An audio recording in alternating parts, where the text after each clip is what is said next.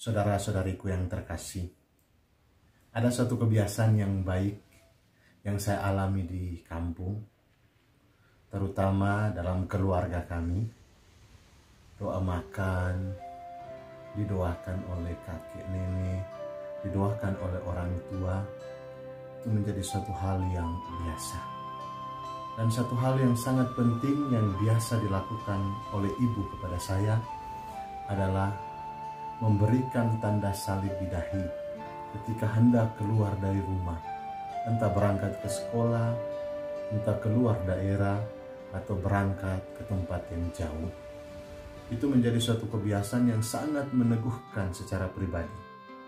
Bagi saya, itu adalah cara seorang ibu mendoakan anaknya dalam melanjutkan sebuah perjalanan atau keluar dari rumah. Mungkin kita punya pengalaman masing-masing, pernah didoakan atau pernah mendoakan. Dan tentu kita yang didoakan tentu merasa senang, bahagia. Apalagi yang mendoakan kita adalah orang-orang yang istilahnya sangat penting dalam kehidupan kita, orang tua, guru, atau siapapun yang berkesan dan berkenan di hati kita. Dan bacaan hari ini mengisahkan bagaimana Yesus Sang Guru berdoa kepada Bapa bagi para muridnya. Seorang guru, seorang yang sangat dihormati, seorang yang diikuti, berdoa secara khusus bagi mereka para murid. Ia berdoa kepada Bapa, menyerahkan segala perutusan dan nasib hidup mereka ke dalam tangan Bapa. Mengapa? Dalam doanya terungkap bahwa mereka sudah menerima firman-firman Tuhan. Mereka juga sudah mengakui bahwa Yesus datang dari Bapa. Dan juga mereka siap untuk diutus untuk mempermuliakan Allah. Kelayakan mereka ini diangkat oleh Tuhan di dalam doa, supaya Bapa senantiasa menyertai dan menjaga mereka dengan karunia Roh Kudus. Saudara-saudariku yang terkasih, doa Yesus ini menjadi suatu landasan dan motivasi dalam perjalanan kehidupan para murid dalam karya perutusan para murid.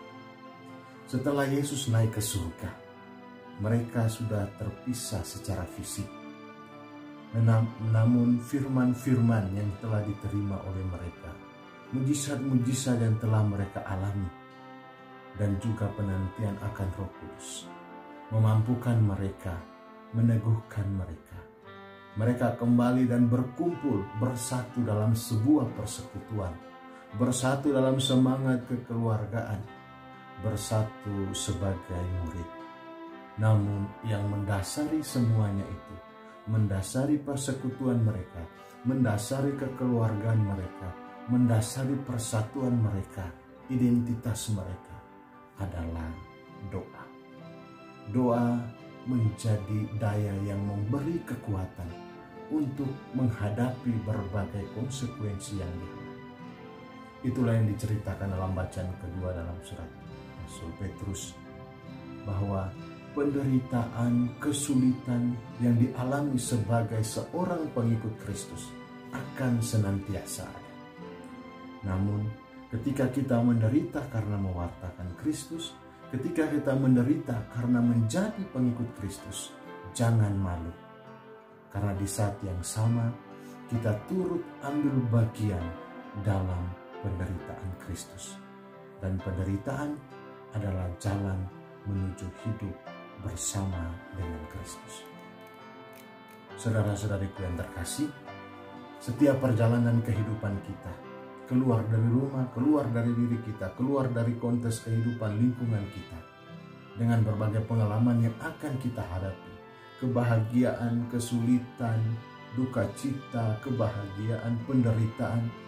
Namun sebagai seorang beriman, kita punya landasan dan motivasi motivasi untuk tegak dan terus berjalan di jalan kebenaran. Dahulu orang tua saya, mungkin pengalaman-pengalaman kita mendoakan kita dengan cara mereka.